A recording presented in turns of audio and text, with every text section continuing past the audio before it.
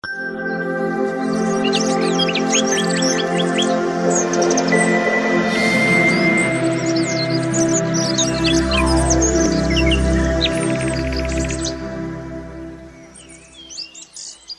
அருள்நாதர் இயேசு கிறிஸ்துவின் இணைதான நாமத்தில் உங்களுக்கு என் அன்பின் வாழ்த்துக்கள். அன்புக்குரியவர்களே, தேவாதி தேவன் மற்றும் ஒரு புதிய நாளை அவர் நமக்கு காண செய்திருக்கிறார்.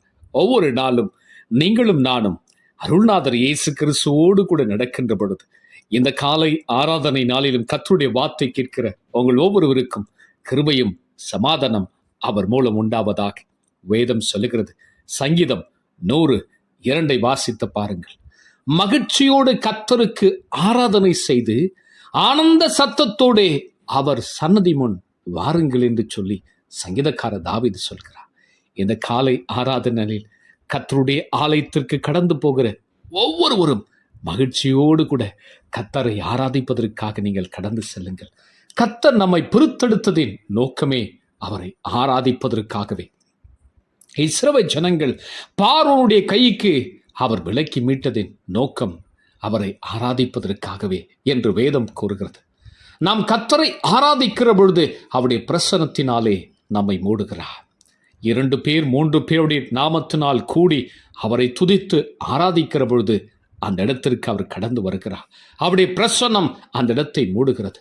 மண்ணான இந்த சரீரத்திலே அவர் மகிமையின் தேவனுடைய பிரசன்னத்தை நம்மீது ஊற்றுகிறார்.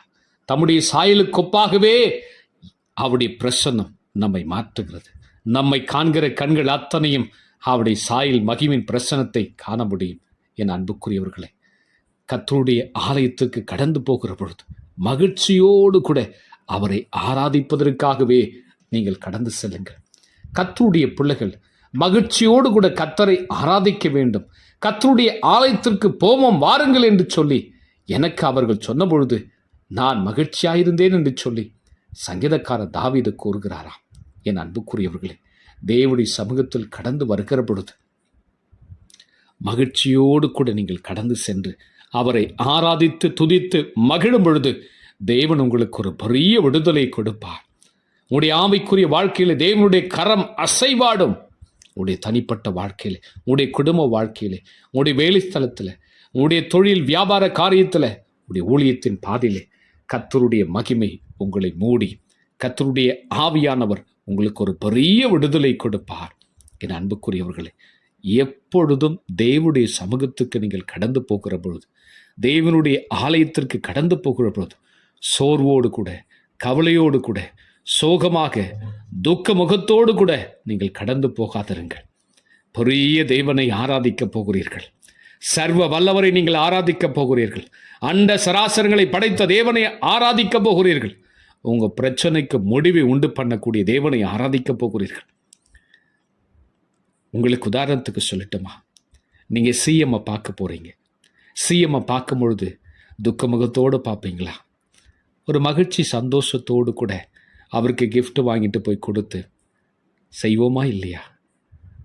சாதாரண ஒரு சிஎம்ஐ பார்ப்பதற்காகவே எத்தனை மகிழ்ச்சியோடு கூட நாம் கடந்து போகிறோம். அண்ட சராசரங்களை படைத்த தேவனை ஆராதிப்பதற்காக அவருடைய வீட்டுக்கு கடந்து போகிற பொழுது மகிழ்ச்சியோடு கூட கடந்து போங்கள். கர்த்தர் உங்களுக்கு ஒரு பெரிய விடுதலையும் இந்த உலகம் கொடுக்கக்கூடாத சமாதானத்தை கொடுத்து உங்களை மகிழ பண்ணுவார். ஜெபிக்கலாமா? பரிசுத்தமுள்ள என் பரமபிதாவே, இந்த மகிமையான நேரத்திற்காக உமக்கு ஸ்தோத்திரம். ஆண்டவரே, உம்மை ஸ்தோத்திரிக்கிறோம். இந்த காலை ஆராதனையுடைய வார்த்தைகளை கேட்கிற ஒவ்வொரு பிள்ளைகளையும் நீர் ஆசீர்வதியும் அப்பா. மகிழ்ச்சியோடு கூட ஆனந்த சத்தத்தோடு கூட நாங்கள் உம்முடைய சன்னதிக்கு வர வேண்டும். ஆண்டவரே, மகிழ்ச்சியோடு கூட உம்மை ஆராதிக்கும்படி கர்த்தருடைய ஆவியானவர் எங்களை ஆளுகை செய்தார். இந்த நாள் தேசம் முழுவதும் நடக்கிற எல்லா ஆராதனைகளிலும் இப்படி நாம மகிமைப்படட்டும். உம்முடைய பிரசன்னம் ஒவ்வொருவரையும் மூடட்டும். அப்படி செய்வதற்காக நன்றி. இந்த வார்த்தை கேட்ட ஒவ்வொரு பிள்ளைகளுடைய ஆவி, ஆத்துமா, சரீரம் ஆளுகைக்கு ஒப்புக்கொடுக்கிற இயேசு கிறிஸ்துவின் மூலம் வேண்டிக் கொள்கிறேன் பிதாவே.